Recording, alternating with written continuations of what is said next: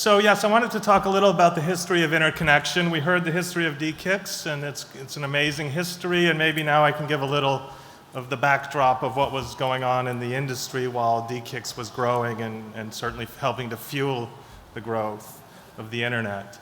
So first, my own history of interconnection. No squirrels involved, but I came to it when I was at the FCC in the late 90s, and the first of the big backbone mergers started taking place. MCI WorldCom and then Bell Atlantic GTE, which created Verizon, one of the sponsors here.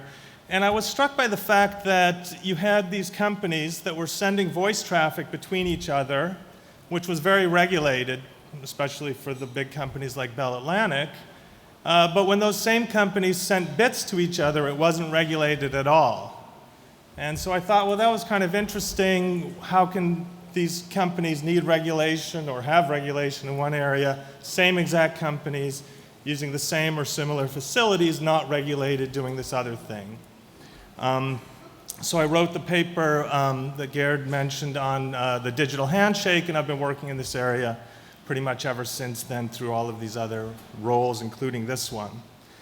Just a quick word about the Internet Society, if you don't know. We're a nonprofit dedicated to the idea that the internet is for everyone. Some of you may know us as the home of the institutional home of the IETF. More relevant to this, we help establish and grow IXPs in Africa, Latin America, and parts of Asia. So with that, 1995 was quite a year for the internet. We heard about DE-CIX starting then, but there was a lot going on that year. That was the year that Amazon sold its first book, and apparently named one of their buildings after the customer of that first book, who still has it, and you can see the first invoice online. So that really started some of the e-commerce. You had the NSF-net shut down that year, was decommissioned. The NSF-net was run by the US government. It was really a prototypical backbone. It was where all of the educational research networks were exchanging traffic across the United States and some commercial traffic as well across one backbone, which was 45 megabits per second at the time. You had the Netscape IPO, which arguably really launched the internet bubble that followed, but also got people using the web and all of that followed after that. And finally, at the end of the year, surveying all of this, Bob Metcalfe, the inventor or co-inventor of Ethernet, wrote a column predicting that in the next year there would be a catastrophic collapse of the internet, and he bet that he would eat his words if he was wrong. And you can guess how that came out, but we'll get back to that at the end. So let's just talk about what the internet looked like at a very high level in 1995. It was very US-centric for historical reasons, and it was very hierarchical. You had most of the content providers in the US, 67% of users, according to the ITU, were in the US. The largest backbones all in the US, and in leaving or shutting down the NSF, it created 4 network access points across the United States, 4 NAPs, where traffic could be exchanged in lieu of exchanging it through the NSF net. But all of this was now privatized, and I think most significantly, they did not tell customers how to exchange traffic at those sites. They only said these are 4 sites we're establishing to do that across the US, but not how to do it. And of course, the system of peering and transit came up. It already started, but that really became established. But this is very hierarchical. If you were an ISP or a content provider, you paid someone a backbone for transit, and then the backbones, the peers, were peering with each other and exchanging traffic at these network access points. And then most interestingly, the content providers then at the time, and even a few years later, could not monetize their content. It was literally free. They couldn't figure out a way, so they started to go to the ISPs and say, you should pay us. The reason you have customers is they want our content. You should pay us because otherwise the model is not sustainable. If they tried to get any regulators to listen to them, luckily that didn't work. But that was the state of play at the time. Content was really a hobby almost at the time. So what happened in the last 20 years was first globalization, starting with ISPs, moving to the IXPs, as we've seen with the discussions here, and finally the content began to globalize. And it really took place in 3 stages, starting in the US, moving to developed countries we could call the OECD countries of Europe and Asia, and then spreading to the rest of the world, the developing countries of Africa, Latin America, and Asia. So let's go through these in some quick slides and a few numbers. I hope they're somewhat legible from back there. But the first stage was the growth of users, and Gerd mentioned this to some degree. Back in 1995, there were around 35 million subscribers or users of the internet. Now there's 3.2 billion, so massive growth, but not just big growth, change in location. So this graph on the right shows the spread between the US at the bottom, the darkest blue, then the lighter blue of Europe, and the upper one of Asia, already pretty mixed evenly between those regions, but way out of sync with global populations. And you can see over time that slowly the patterns and the representation of users within the region started to represent the number of people in those regions. And that is continuing. India just announced that they have 350 million users, which is more than the entire United States population and more than the entire Eurozone population. So clearly a huge shift in users against this backdrop of growth. The second phase was the IXPs, globalizing. The NAPs, these 4 NAPs that were set up quickly began to show their limits, both in traffic volume and in geography. I went to May East at one point when I was at the FCC. That's in Ashburn, and probably the reason that Ashburn is an internet capital, and was told that about 60% of European traffic was probably going through the switches that were there at the time. So that was obviously not sustainable, and we heard about the prices to get there. 100,000 euros for 256 kilobit connection back in 1995 was clearly unsustainable to go through, send all your traffic there, and pay to bring it back. So the IXPs started to develop, first in the developed world, and the model shifted as well, so they were much more open in who could join, who could peer, and what they could do there, and the result was the first real flattening of the internet. Because instead of an IXP, a small ISP paying a backbone to interconnect and get their traffic to another ISP, they were both in the same building, and they said, well, why don't we just connect directly or through the switch, and then save some money on transit, create a more direct connection.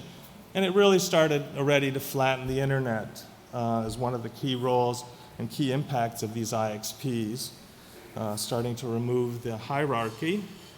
And finally, the IXPs are emerging in the rest of the world.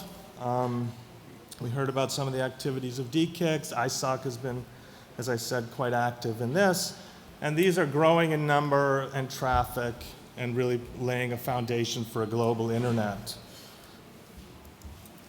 The final stage is content. So it started out as text-based, of course, in the 90s with these small connections and free, as I said. But soon, multimedia content started emerging. In its first incarnation, it was mostly pirated and peer-to-peer. With Napster, the companies soon shut that down, and some charging models started to appear. So Google figured out how to do advertising and show that that was a significant business model. iTunes showed that they could get content from the content providers and sell it, so that was another new business model. And what's most important here also is that as this new content came online, it was kind of portable, right? It was much more static, meaning that it could be distributed around the world. It didn't have to be stored in one place. It's like YouTube videos. Google puts caches all over the world now with YouTube videos, so people don't have to go to one far away and expensive location to download a video. Content delivery networks began to emerge to help distribute the content. Some of them third-party, like Akamai, and others, like Google, started to build some of their own CDN infrastructure. So that was another huge shift. And you can see what this has started to do. This is, according to telegeography, all of the international internet bandwidth that connecting countries in Africa. So on the left-hand side, you can see massive growth, exponential growth, really, which is fantastic as more and more users come online and more infrastructure is built. And on the right-hand side, you can see where that bandwidth is connecting to. And on the far left is 1999, and 70% of it was going to the US. So 70% of international bandwidth from African countries was going to the US, and about 30%, the rest of it, to Europe. And you can see the US just plummet down and taken over, where now 90% of the bandwidth goes to Europe. And I don't think that suggests that there's been this huge shift in taste from US content to European content. It's more that the content started to move from the US to Europe, where it was closer and easier to download. So that's a huge shift because this content is portable. And the other thing to note is at the top right, you can see this kind of reddish line. That's inter-African, between African countries. There's still very little. Most other regions have most of their traffic internal to the region. Certainly that's true for Europe, starting with Asia. Of course, with the US, that's true. So it still suggests, as I say on the bottom there, that content is the piece of this that's not fully global yet. It's not fully global in being hosted in Africa, and it's not fully global in being created around the world yet. So that's the final piece that needs to take place. More caches, more data centers to take advantage of the IXPs that are already coming up in those regions. So where does that leave us? The situation is now much more global than it was before, and it's also much flatter. So many ISPs have become backbones and the other way around through mergers and expansion. Some content providers have become CDNs, where they work with CDNs to exchange their traffic. And of course, there's these IXPs around the world. They're still using peering and transit. But now another interesting shift is that payment arrow with the question mark has turned. Now it's the ISPs who are saying our business models, some ISPs saying their business models are unsustainable, and that the content providers should start, who are making a lot of money, should now start paying the ISPs. So that's an interesting shift, and it shows that it's a good thing that nothing was institutionalized 10 years ago when the payments might have gone the other way, because you cannot tell how things are going to change over time in the fortunes of the content providers versus the ISPs. With regards to that bet that Bob Metcalfe made, he literally had to eat his words. He went to a conference, took out a blender, stuck his column where he had predicted this catastrophic collapse into it, and had to eat it.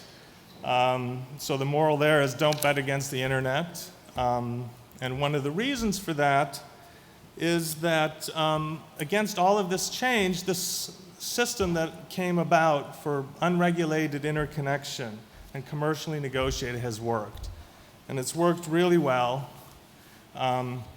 And it's allowed for these changes. It's allowed for the content providers to grow. It's allowed for all of this expansion to take place. And I think that's why no one should bet against the internet for the next 10, 20 years, because of how it can change and evolve and overcome and route around all of these challenges that came up at that time when Bob Metcalfe made his bet 20 years ago, and any things that come up in the future. So with that, I will thank you for taking the time to listen to me talk a little bit about what I've learned about interconnection over the past 17 years since I worked at the FCC, and I think that will leave us in time for lunch now. Thank you.